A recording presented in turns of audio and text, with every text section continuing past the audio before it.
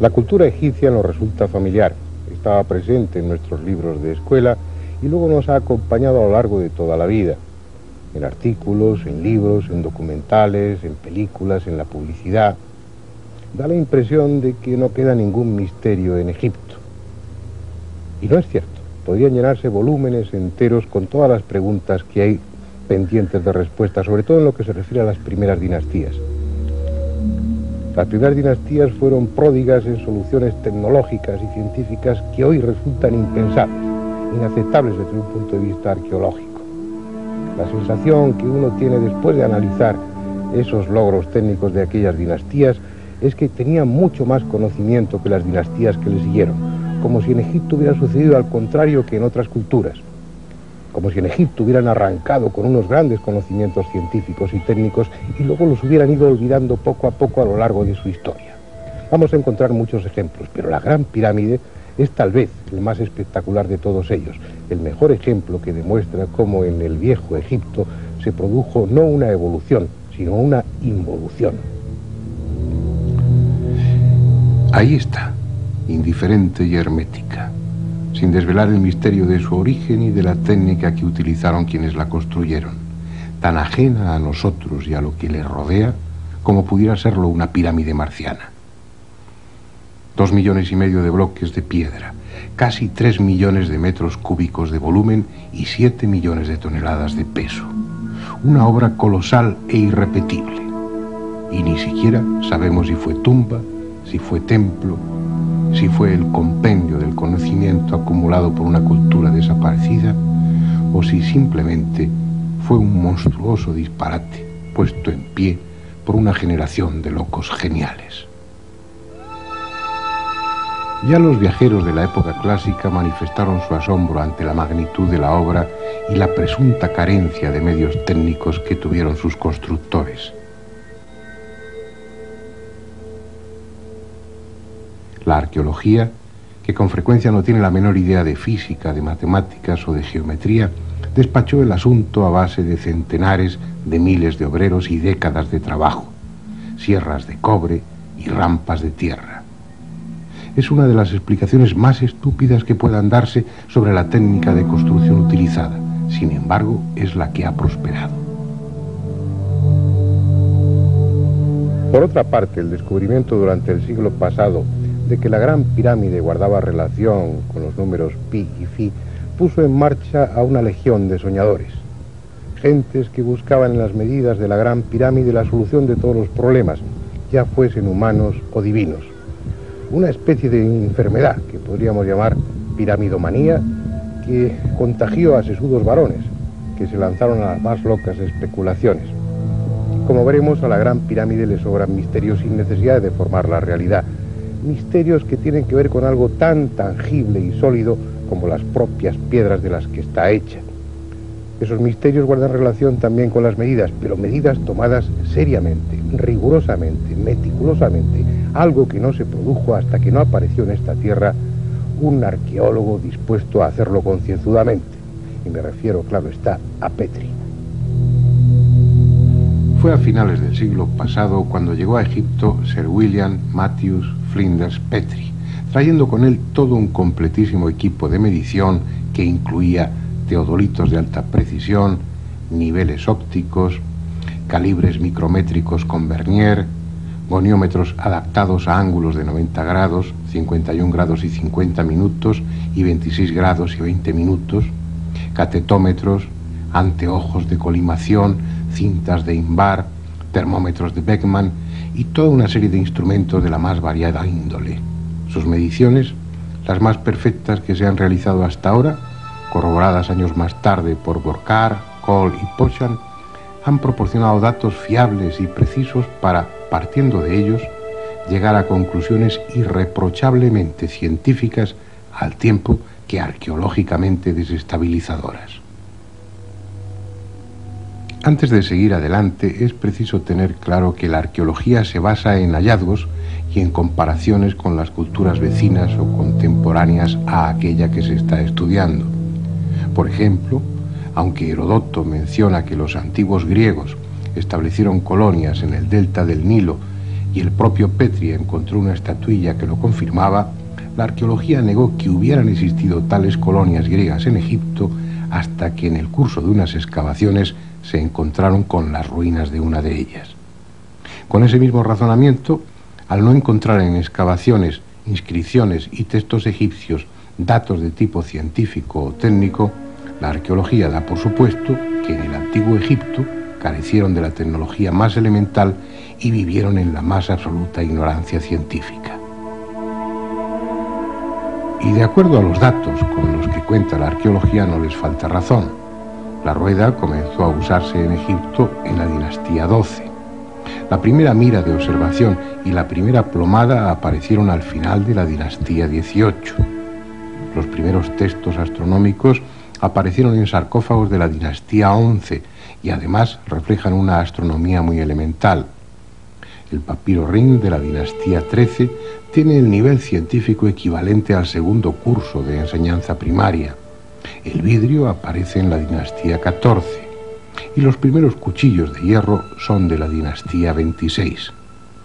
Cuando aparecen en Egipto conocimientos matemáticos y astronómicos de un cierto nivel es en la época tolemaica, entre el año 300 y el año 32 a.C., es decir, ayer mismo.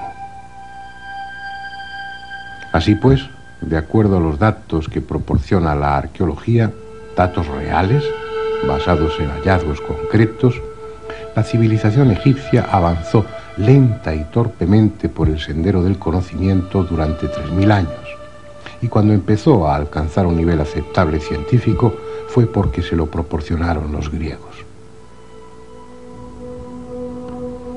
Bien, como veremos en este documental, esas realidades arqueológicas, indiscutibles y perfectamente fiables, están en oposición con otras realidades también evidentes, también absolutamente fiables, que demuestran que en las primeras dinastías se alcanzó un nivel técnico y científico muy superior al de las dinastías siguientes, en algunos aspectos superior incluso al que tenemos hoy en día.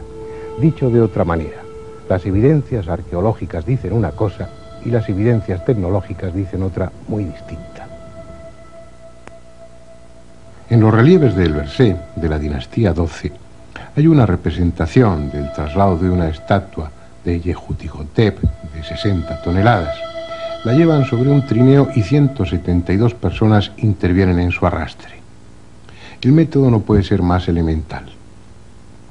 El único detalle técnico lo constituyen los que arrojan agua o aceite delante del trineo para disminuir la fricción y el calor.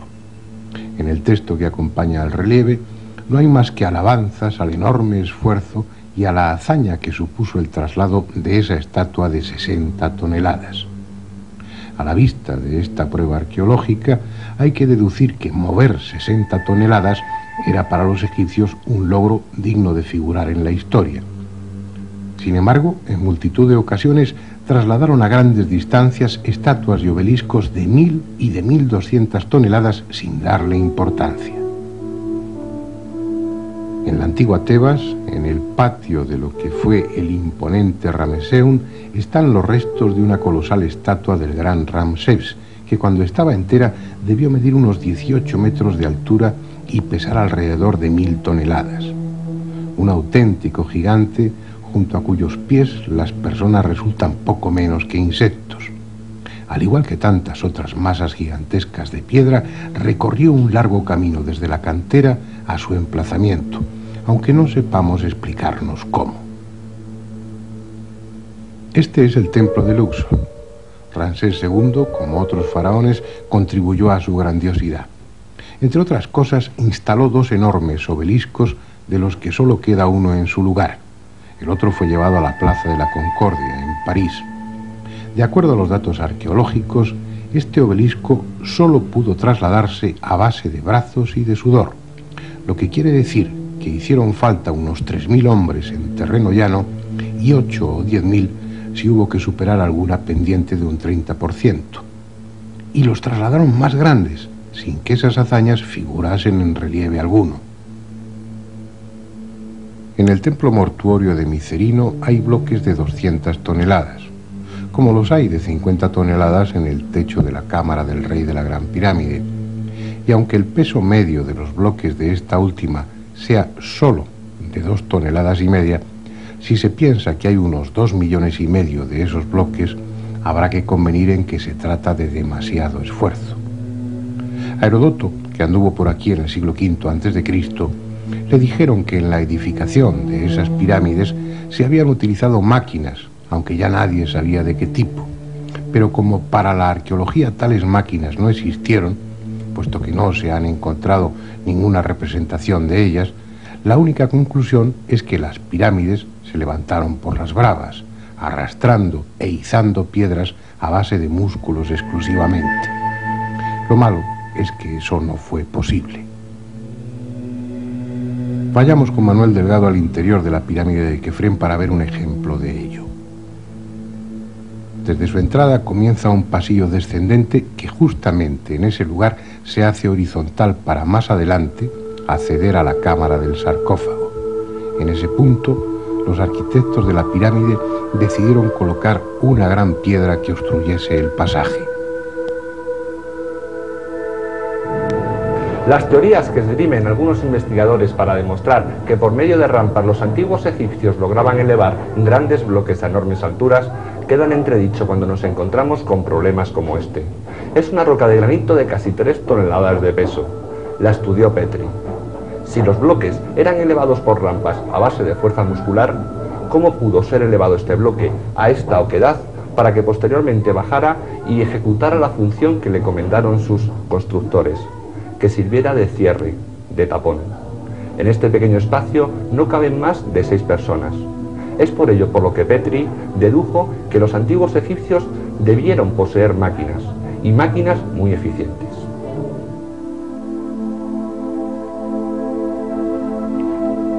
Es probable que en libros o revistas hayan visto ilustraciones como estas. Al carecer de máquinas, según la arqueología, el único sistema era ir haciendo rampas de tierra y cascotes al mismo tiempo que la pirámide iba creciendo. Rampas, cuerdas, rodillos y esfuerzo, mucho esfuerzo. Un arqueólogo tal vez pueda aceptar ese sistema.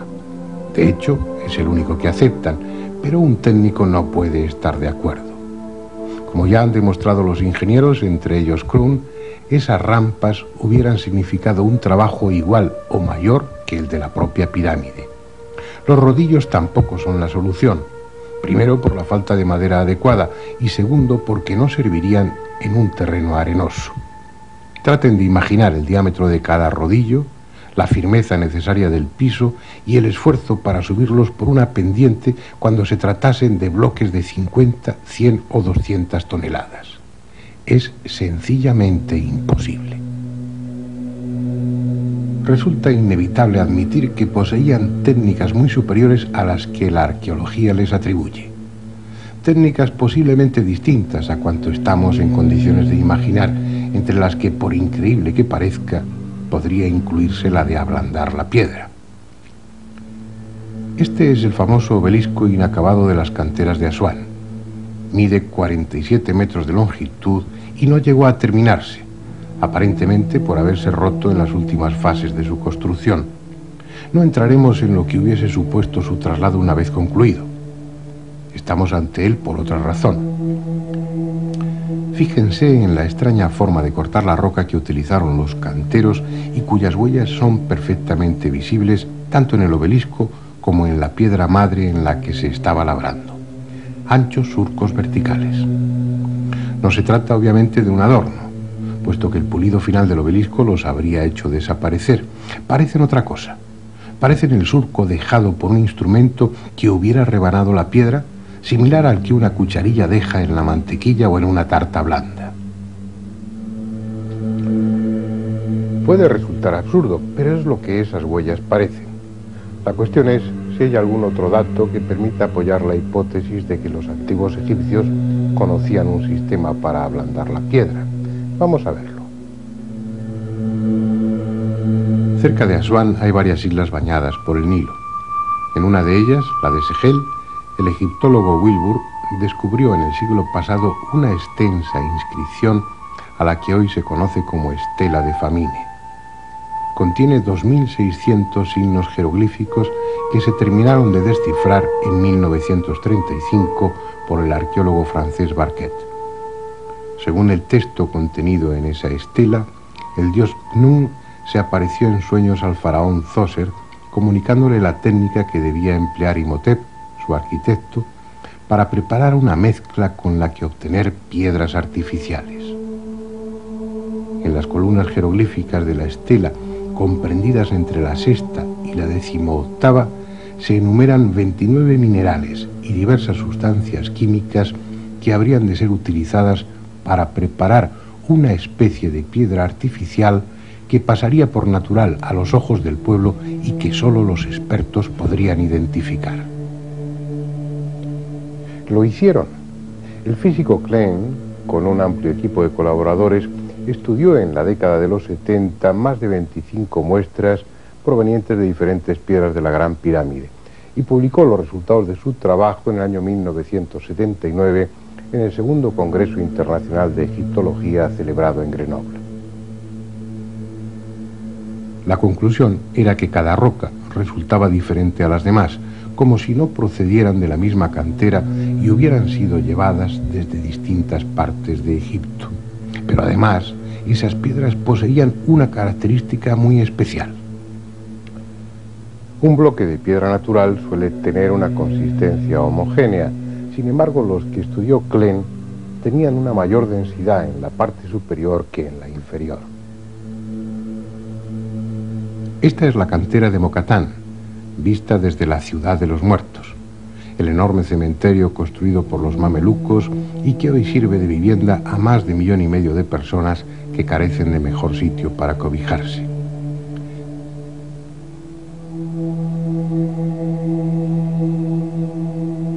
Esta otra es la cantera de Tura, de donde, según la arqueología, procedía la mayor parte de las piedras utilizadas en la construcción de la Gran Pirámide. Hoy es una cárcel. En ambas canteras, las rocas son de consistencia homogénea, a diferencia de las que forman el monumento y que, según el trabajo de Klein, tienen diferente densidad, como por otra parte evidencia el distinto desgaste que han sufrido por la erosión a lo largo de los siglos. Si lo contenido en la estela de Famine es cierto, como parece confirmar la investigación de Klein, algunos hallazgos insólitos encontrarían plena justificación, como esta curiosa piedra, encontrada por Manuel Delgado en la meseta de Guisa, que pese a su extrema dureza, parece haber sido moldeada y aplastada entre las manos, con la peculiaridad añadida de una impresión circular en cada una de sus caras que sugiere en todos sus detalles la desestabilizadora idea de que fue practicada cuando esa piedra tenía una consistencia blanda, incluida una mayor convexidad en la parte que queda por dentro de la huella circular. Pero hay más. El profesor Davidovich, químico del Instituto Geopolimérico de París, profesor de la Universidad de Toronto y director del Instituto de Ciencias Arqueológicas Aplicadas de la Universidad de Barry en Florida, ha proporcionado nuevas pruebas que apoyan tan fantástica hipótesis. En 1974 se hicieron mediciones con ondas de alta frecuencia en las pirámides. Científicos del Instituto de Investigaciones de Stanford y de la Universidad de Ain Sham de El Cairo pretendían encontrar cámaras ocultas mediante la propagación de ondas a través de bloques de piedra que supuestamente carecen de humedad. Pero el resultado fue otro. Las ondas, en lugar de atravesar las piedras de las pirámides, fueron absorbidas por ellas. ¿Por qué? Porque, en contra de lo que parecía lógico, las piedras de las pirámides contienen una enorme cantidad de agua. Un porcentaje de humedad no solo superior al de la piedra natural, sino además con una extraordinaria distribución, puesto que cada bloque de piedra tenía más humedad por una parte que por la otra, lo que confirmaba las diferencias de densidad observadas por Klein. Por si fuera poco, Davidovich encontró en el interior de varias muestras de piedra restos de uñas, cabellos y fibras textiles. En su libro, La pirámide, un enigma resuelto, escrito en colaboración con Margie Morris, incluye esta fotografía en la que aparece un cabello humano incluido dentro de una muestra de piedra procedente de la Gran Pirámide. Tal vez debamos empezar a plantearnos que quienes hicieron la pirámide no fueron canteros, sino químicos. Claro está que tales hallazgos e investigaciones dejan fríos a los arqueólogos convencionales, que prefieren ignorarlas antes que modificar los esquemas que tanto trabajo les ha costado construir. Lo malo es que esa actitud les coloca con frecuencia en un auténtico callejón sin salida. Por ejemplo, según la arqueología académica, en el Imperio Antiguo desconocieron el hierro. Es decir, en la época en que fueron construidas las pirámides de Giza, el único metal que poseían era el cobre. Y esa afirmación plantea un problema técnico sin solución posible, porque con herramientas de cobre es imposible trabajar materiales como el cuarzo, el granito, el pórfido o la diorita. Cualquiera puede hacer la prueba llevando un trozo de diorita, fácil de adquirir en cualquier tienda de minerales, a un taller e intentar perforarla con un taladro actual, provisto de una broca de diamante sintético de dureza 11. Cuando lo hayan hecho, verán si es admisible que en el Imperio Antiguo trabajesen la diorita con herramientas de cobre. Pregúntense cómo tallaron y perforaron estatuas como esta, la del faraón Kefren, realizadas en una sola pieza de diorita verde.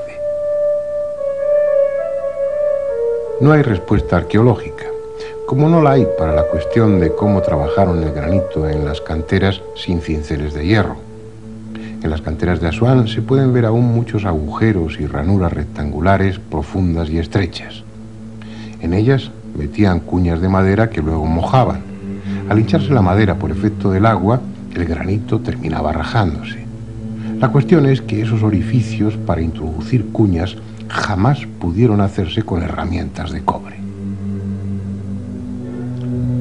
Desde un punto de vista tecnológico, resulta evidente, y no digo posible o probable sino evidente, que en el antiguo Egipto, al menos en las primeras dinastías, utilizaron el hierro y máquinas. Eso no quiere decir que tales adelantos estuviesen generalizados. Estaban en posesión de unos pocos, de la casta sacerdotal, que basaba en ello su poder, una casta sacerdotal a la que pertenecían arquitectos y técnicos. Pero además es que sí se han encontrado restos de hierro de aquellas primeras dinastías. Uno de los lugares fue precisamente en la Gran Pirámide, en el canal sur de ventilación de la Cámara del Rey. La adherencia de formaciones calcáreas a ese trozo de hierro demostraba su antigüedad. Se habla con excesiva ligereza del ajuste de piedras. Si acaso se utiliza algún adjetivo expresando la admiración hacia aquellos hábiles artesanos. La abundantísima muestra de ajustes en los que grandes superficies están íntimamente unidas son un desafío a nuestra imaginación. Las losetas del alicatado de los cuartos de baño actuales, los azulejos, están separados no menos de 1 milímetro, y se trata de losetas de 20 centímetros de lado. ¿Cómo explicar que bloques de varias toneladas se ajusten tan íntimamente que no quepa una cuchilla de afeitar entre ellos? Otro ejemplo, los vasos de diorita del Imperio Antiguo. No están hechos con perforadoras de arco ni con sistemas primitivos. La observación minuciosa, como la que realizó Petri y otros investigadores, demuestra que las líneas de desgaste están producidas con una punta dura y su regularidad, el paralelismo entre una y otra línea, demuestra que fueron hechas con torno, con un torno equiparable a los tornos modernos. Esas piezas de diorita vienen a decir, sin riesgo de equivocación, que en el Imperio Antiguo se utilizaron tornos con punta de diamante, lo que arqueológicamente es inadmisible. Pero es que el trabajo en diorita lo hacían también sobre superficies esféricas y con la misma perfección, lo que significa que además de tornos de punta fija, usaban tornos con herramienta articulada móvil. Esa técnica es indiscutible. No se han encontrado los tornos ni las puntas de diamante, pero sí las vasijas de diorita. Y esas vasijas demuestran que durante su elaboración, como hacen los toneros modernos, se cambiaba el centro de giro cuando eso era conveniente. Lo malo es que esos sofisticados tornos articulados se utilizaban cuando faltaban muchos siglos para que se descubriera el torno de alfarero. Por eso los arqueólogos no pueden admitirlo. Sin embargo, las vasijas de diorita y otra serie de muestras dejan muy claro que esa técnica la poseyeron en las primeras dinastías. También está claro que después la perdieron. En las dinastías siguientes ya no se volvió a trabajar con la diorita. Pero sigamos en busca de otros ejemplos. Es sabido que los egipcios usaron serruchos para cortar la piedra, y no solo la piedra caliza, relativamente blanda, sino también otras de mucha mayor dureza, como el granito. Se conocen ejemplares de serruchos egipcios de bronce con dientes de esmeril, y en los hipogeos de Tebas se han encontrado bloques de granito serrados. Pero estudiando las huellas dejadas en cada paso de sierra, se descubre que actuaban con una enorme presión, y que obviamente no pudieron ser de bronce y esmeril. Utilizaron sierras de puntas enormemente duras, y lo hicieron a mano, y con guía mecánica también. Este es el sarcófago de Diodefre, hijo o hermano de Keops. Está en el Museo del Cairo. El serrucho ha cortado ya 2/3 de la tapa. Se puede observar la superficie irregular que va dando forma al sarcófago. El plano de corte muestra desniveles del orden de 1 centímetro. No podemos imaginar qué tipo de serrucho utilizaron, pero es seguro que lo manejaron manualmente, con las imperfecciones que eso implica. Veamos ahora otro sarcófago de piedra cortado también con serrucho. Se trata del que se encuentra en la cámara del rey de la Gran Pirámide. Es una obra maestra de serruchado, puesto que, aunque no ha recibido el pulido posterior, puede considerarse una pieza terminada por la regularidad de los cortes, ya que los desniveles de las superficies serradas son del orden de 1 milímetro. Esta es una cantera situada en Cerceda, en la madrileña Sierra del Guadarrama. Utiliza la tecnología más moderna para el corte de piedras. Su máquina más perfecta para serrar piedras de granito cuenta con una hoja circular de 2 metros de diámetro, con numerosos dientes de vidia, carburo de tungsteno. En cada vuelta la hoja desciende 4 centésimas de milímetro, pero no se puede ejercer más presión porque las puntas de la sierra se abrasarían. 4 centésimas de milímetro en cada paso de sierra, y eso gracias a sus puntas de vidia, que tienen una dureza 11. Pues bien, ¿puede alguien explicar qué tipo de sierra y qué clase de material usaban en el antiguo Egipto? Porque en cada paso de sierra avanzaban casi 2,5 milímetros, 60 veces más que nuestras modernas sierras. No poseemos ningún material natural o artificial que soporte ese tipo de presiones. Y no es algo excepcional en aquella cultura, lo hacían también con taladros cilíndricos, taladros que dejaban un tarugo central de hasta 15 centímetros de diámetro. En los taladros modernos, el cilindro es de acero con puntas de vidia. La presión a la que trabajan debe regularse cuidadosamente mediante control manométrico. Los taladros con punta de diamante trabajan con una presión de 50 kilogramos y a poca velocidad, para no quemarse. Los de punta de vidia solo soportan una presión de 30 kilogramos, pero tienen la ventaja de su mayor velocidad. En uno u otro caso, los taladros modernos avanzan 4 centésimas de milímetro en cada giro. Los trépanos egipcios avanzaban 50 veces más, 2 milímetros en cada giro. De acuerdo con esos datos escrupulosamente rigurosos, aquellas gentes utilizaban taladros que soportaban presiones de 2.000 kilogramos y que tenían puntas 50 veces más duras que el diamante. Y conste que ya sabemos que material de esa dureza no existe ni en este ni en ningún otro planeta del sistema solar, pero están ahí los agujeros producidos por los trépanos y hay que admitirlo así. Es una técnica que después perdieron. Por ejemplo, en la primera dinastía sabían trabajar el pórfido con esa técnica, pero después se les olvidó. Y estamos hablando de hace 5.000 años, según la Escuela de Berrín, o 7.600, según Manetón, con el que están de acuerdo Petri y otros arqueólogos. En cualquier caso, esa consecución técnica no es nada comparable con la que realizaron aquí, en la Gran Pirámide, al cubrirla con losas de revestimiento. Solo quedan unos pocos de esos bloques, pero fueron 27.000 que cubrían las 4 caras de la pirámide. Ese recubrimiento, esas 27.000 losas, constituyen la proeza más alta que haya alcanzado jamás el hombre desde un punto de vista técnico. Poseen superficies planas de más de 3 metros cuadrados. Sus aristas, de casi 2 metros, muestran un paralelismo entre sí con un error de 5 centésimas de milímetro, de tal forma que al colocarse juntas la cara de una y de otra quedan en íntimo contacto. No hay en esos bloques huellas de arrastre ni puntos para enganchar grúas o cuerdas. Además, colocaron en las juntas yeso de fraguado rápido que obliga a colocar el bloque al primer intento, sin posibilidad de moverlo después. ¿Cómo lo hicieron? En las canteras actuales, una campana de vacío succionando sobre una superficie pulida permite levantar piedras de hasta 2 toneladas. Pero es absurdo pensar que en la cuarta dinastía utilizasen campanas de vacío.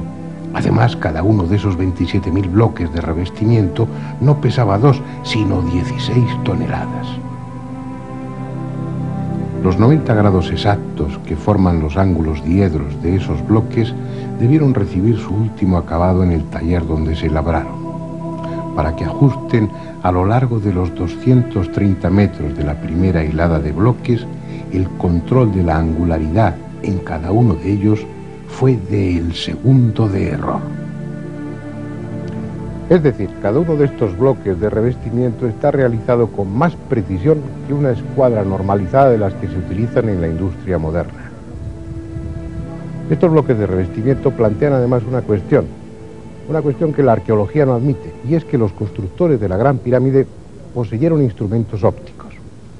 Un instrumento no óptico de medida da errores de hasta 300 segundos. Un anteojo corriente de autocolimación da errores de hasta 5 segundos.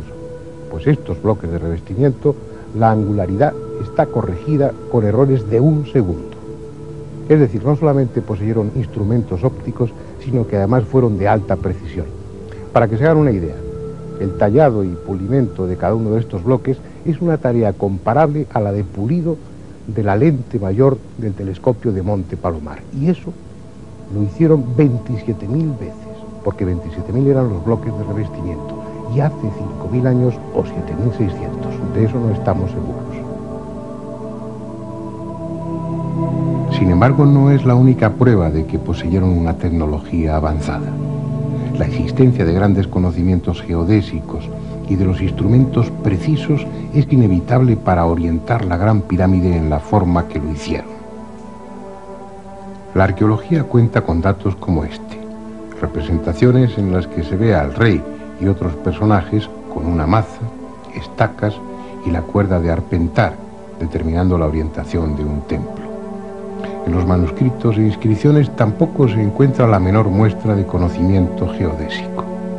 Por tanto, es comprensible que los arqueólogos digan que la exacta orientación geodésica de las pirámides solo podrá atribuirse a la casualidad. El hecho es que respecto al norte, la Gran Pirámide está orientada con un error de 5 minutos y 31 segundos de arco. Y al decir error, debe entenderse que nuestras modernas normas de precisión dan por buenas medidas con errores mucho mayores. Es más, esos 5 minutos y 31 segundos de error serían hoy mismo una proeza geodésica. Tengan en cuenta que esos 5 minutos y 31 segundos de error equivalen al ancho de una moneda contemplada desde 1 kilómetro de distancia. Lo que ya escapa a cualquier posibilidad de que el azar fuera la causa de esa exactitud es que la otra Gran Pirámide, la de Kefren, tiene exactamente la misma orientación, también con 5 minutos y 31 segundos de desviación respecto al norte. La única conclusión posible es que si así lo hubieran querido, la habrían orientado con un error de 0 grados, 0 minutos y 0 segundos. Si juzgamos los conocimientos matemáticos de los egipcios a través de los textos que nos dejaron, la conclusión es lamentable. No pasaron del primer curso de enseñanza primaria. Sin embargo, sus piedras, sus construcciones indican todo lo contrario, al menos en el caso de la Gran Pirámide.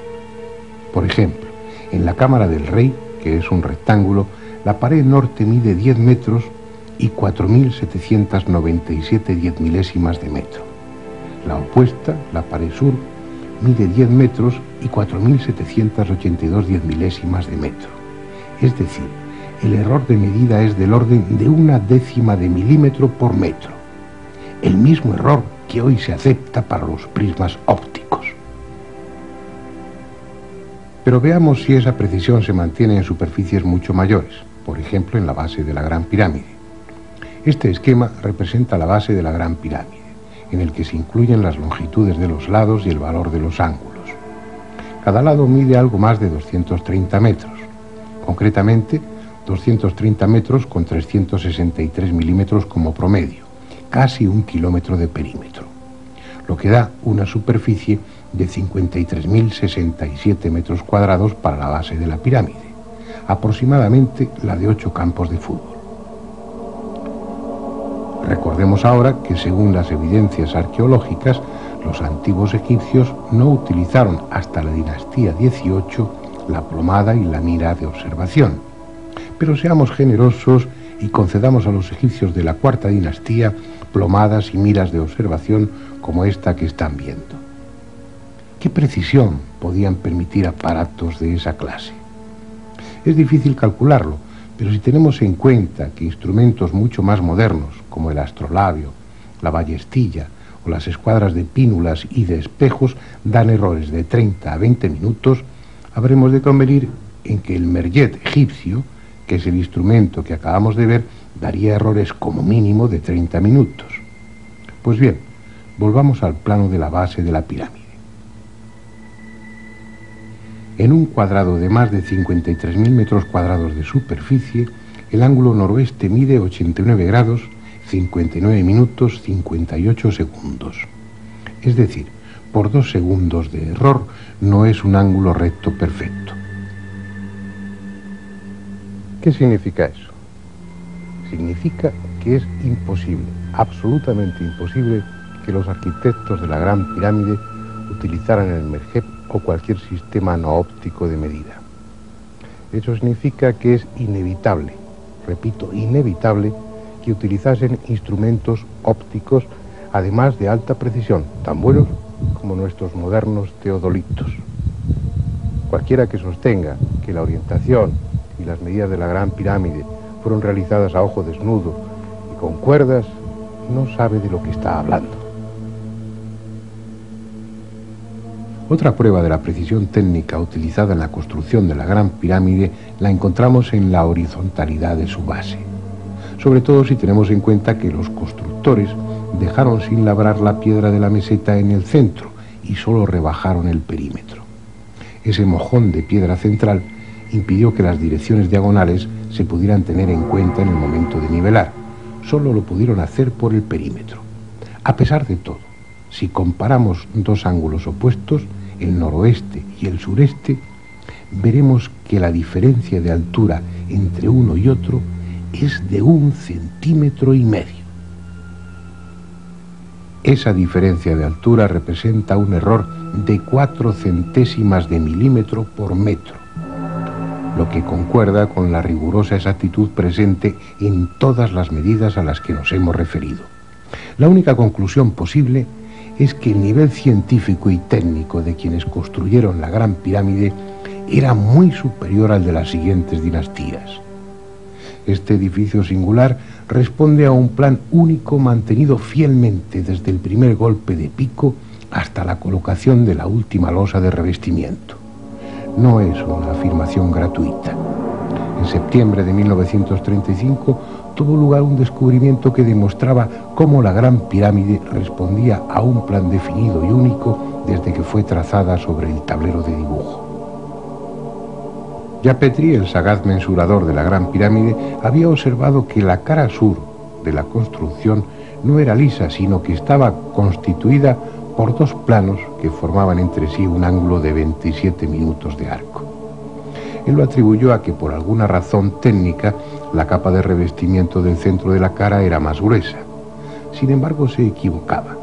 La cara sur tenía esa concavidad por una razón muy concreta que descubrió André Pochán en 1935. La Gran Pirámide estaba construida y orientada de tal modo que señalaba los equinoccios y los solsticios. Al salir el sol, la arista de la derecha daba sombra a la media cara izquierda de la cara sur de la pirámide. La sombra avanza con rapidez hacia la derecha como si fuera un velo que va descorriéndose y deja iluminada esa media cara izquierda. Es un fenómeno breve que dura unos 20 segundos. Por eso André Pochán lo bautizó con el nombre de efecto relámpago. Después, durante 4 o 5 minutos, la cara sur de la Gran Pirámide permanece con media cara iluminada y media cara oscura. A la puesta del sol el fenómeno se repite al revés. A simple vista y sin coincidir con la fecha adecuada es difícil observar esa concavidad de la cara de la pirámide, pero cuando existían las losas de revestimiento, pulidas a espejo y pintadas de color rojo, debió ser un espectáculo impresionante. Hoy las piedras son grises, están desnudas y las caras de la pirámide son desiguales y rugosas. Solo la distancia puede permitir la ilusión de que son lisas. Sin embargo, André Pochán consiguió fotografiar ese efecto el 21 de marzo, fecha del equinoccio de 1934, al atardecer. En esta secuencia se ve cómo la parte izquierda de la cara sur termina por quedar en sombra, en tanto que la mitad derecha permanece iluminada. En esta otra fotografía de la misma época, tomada exactamente a las 6 de la tarde desde un avión de la Royal Air Force, puede verse aún más claramente el efecto. En primer término, la pirámide de Kefren, con su pared sur lisa, y en segundo término, la Gran Pirámide, con su cara sur mitad en sombra y mitad iluminada. Después, Pochán pudo comprobar que la cara norte también estaba dispuesta de la misma forma y el efecto luminoso era igualmente visible. De hecho, esa concavidad está en todas las caras, y aunque apenas perceptible a ojo desnudo y fuera de los equinoccios y solsticios, la Gran Pirámide no tiene 4 caras, sino 8. Esa concavidad explica también una peculiaridad de la Gran Pirámide que hasta ahora no estaba justificada. Si se fijan, la entrada de la pirámide no está centrada, no coincide con el apotema de la cara norte. Está a unos 17 metros de altura y teóricamente deberá coincidir con el eje de la pirámide. Sin embargo, está 7 metros y 29 centímetros desplazada hacia el este. El argumento empleado por la mayoría de los autores es que ese desplazamiento no tenía otro objeto que desorientar a los posibles saqueadores. Pero si tenemos en cuenta que la pirámide estaba cubierta de bloques de revestimiento que ocultaban la existencia de entrada alguna, sobraba tal precaución. Pochán sugiere que, dada la concavidad de la cara, si la entrada coincidiera con el ángulo que forman las dos medias caras, las filtraciones en épocas de lluvias acabarían por inundar el canal descendente y la cámara del caos, puesto que el agua tendería lógicamente a discurrir por el centro de la cara como si fuera un canalón. ¿Por qué ese esfuerzo? ¿Por qué no haber hecho las caras de la pirámide lisas sin más? Estamos en una civilización solar, como lo fueron la mayoría de las civilizaciones antiguas, y sigue siéndolo la nuestra. Obviamente no se trata de la pueril idea de que los antiguos egipcios fueran tan necios como para considerar que el sol era un dios. La cultura comenzó a ser tal cuando el hombre antiguo dejó de ser nómada y se convirtió en agricultor. Eso le permitió establecerse, asegurar su sustento y tener tiempo para desarrollarse intelectual y artísticamente.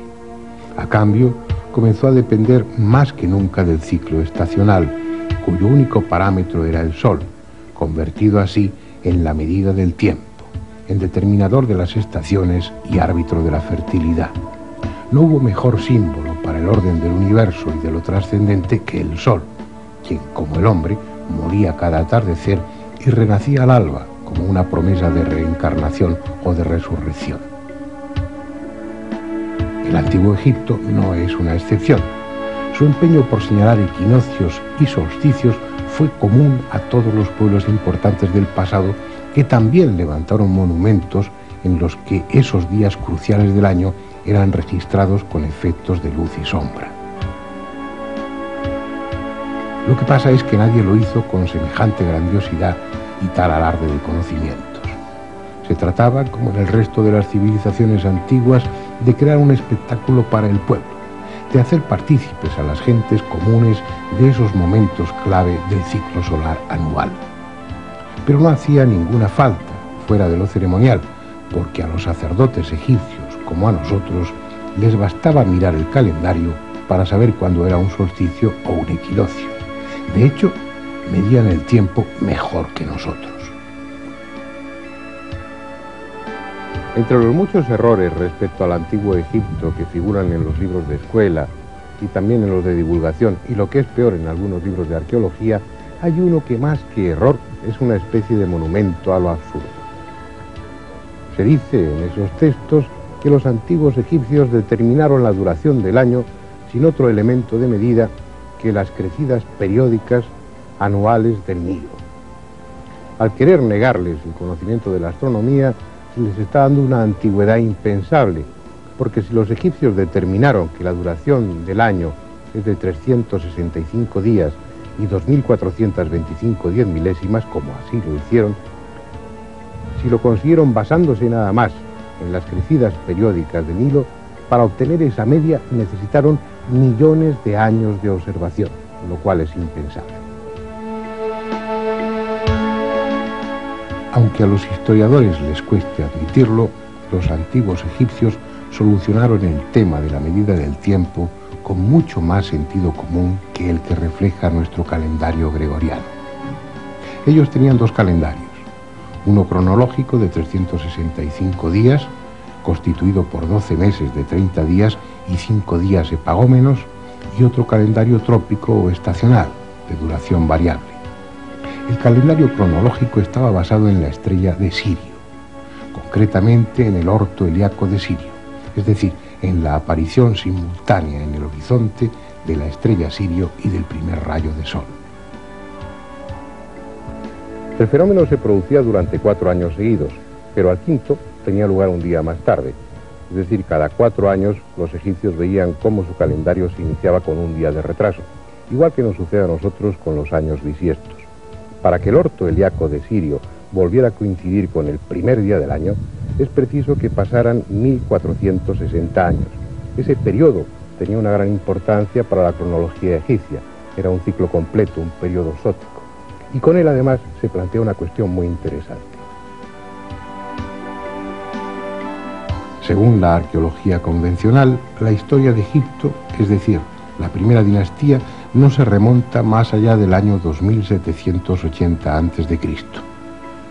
Algunos admiten que puede ser más antigua, hasta el año 4242 a.C. Pero si para ellos el ciclo zodiaco de 1460 años era cronológicamente fundamental ya desde las primeras dinastías, ¿cuánto tiempo de observación fue preciso para que los astrónomos egipcios se dieran cuenta de la duración exacta de ese ciclo? 3 periodos de 1460 años, 4, 5, aún admitiendo la posibilidad de que con 3 de esos periodos se convencieran de su exacta duración y lo incorporaran como un ciclo cronológico fijo a su calendario, habría que retrasar la historia de Egipto no menos de 4380 años. Sin duda alguna, los calendarios egipcios son predinásticos. Con ellos se penetra en una etapa desconocida de Egipto de la que solo existen referencias, y tan desestabilizadoras desde un punto de vista histórico que produce escalofríos admitirlas. Según Manetón, el sacerdote e historiador egipcio de la época de Ptolomeo II, allá por el año 271 a.C., que escribió una epopeya, una historia en griego llamada Egiptiaca, se habían producido 31 dinastías hasta ese momento histórico, pero Manetón también dice en su libro que antes de Menes el primer faraón de la primera dinastía, el que unificó el Alto y el Bajo Egipto, antes de él habían existido ya otras dinastías. La primera de todas fue la dinastía de los dioses, que duró 13.900 años.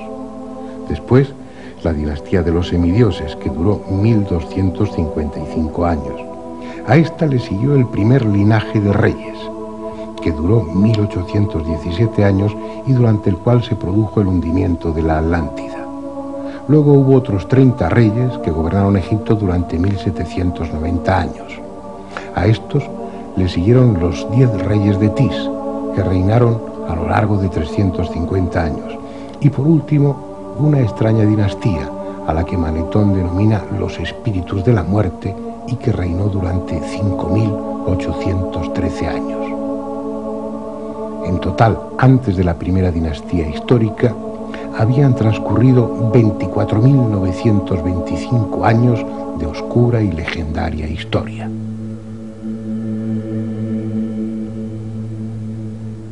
Si a eso añadimos los 5.619 años que según Manetón habían transcurrido desde Menes, el primer faraón de la primera dinastía, hasta el nacimiento de nuestra era, resulta que antes de Cristo ya habían transcurrido 30.544 años de historia egipcia.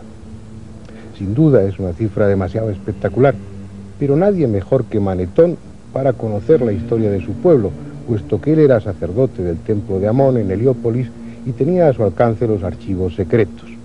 Además, si los historiadores le dan crédito en cuanto a la cronología de las dinastías egipcias, ¿por qué no darle crédito también en lo que se refiere a la época predinástica? Posiblemente se haya exagerado y se pueda dividir por 10 esa cifra. Entonces la historia de Egipto habría comenzado hace 10 o 12.000 años, lo que parece más razonable.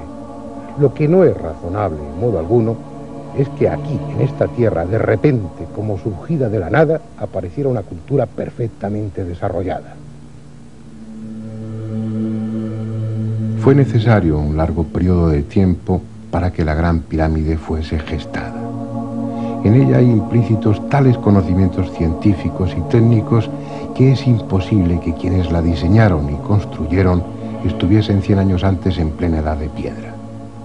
Detrás de esta colosal montaña artificial, detrás de su orientación, de sus medidas y de su impecable realización, no hay siglos, sino milenios de historia.